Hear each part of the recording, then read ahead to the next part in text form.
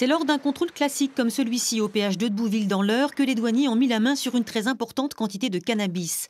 Il était 3h45 dans la nuit de jeudi à vendredi dernier lorsqu'une voiture de très grosse cylindrée refuse de s'arrêter à la demande des douaniers. Malgré la herse cloutée, déployée et les 4 pneus crevés, le véhicule prend la fuite sur l'autoroute A13. Et donc il a été pris en chasse immédiatement par des véhicules qui étaient prêts pour cela. Et donc ce véhicule qui avait du mal à pouvoir continuer sa route très longtemps a été rabattu sur le côté par les véhicules qu'il avait pris en chasse. Et là, vous vous êtes rendu compte que le conducteur n'était plus là? Exactement. Le conducteur avait sauté en route et il avait réussi à traverser, au péril de sa vie mais également des autres personnes, il avait traversé l'autoroute pour s'échapper.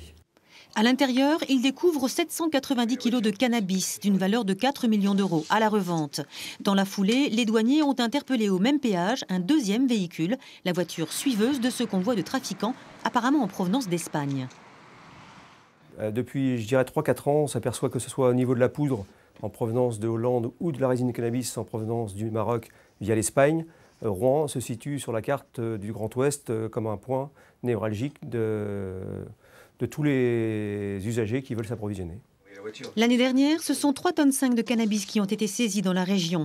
L'homme interpellé dans la voiture suiveuse a 29 ans et est originaire des Bouches-du-Rhône. Il a été mis en examen et en détention à la maison d'arrêt de l'Île-Seclin. Le conducteur de la voiture porteuse est lui toujours en fuite.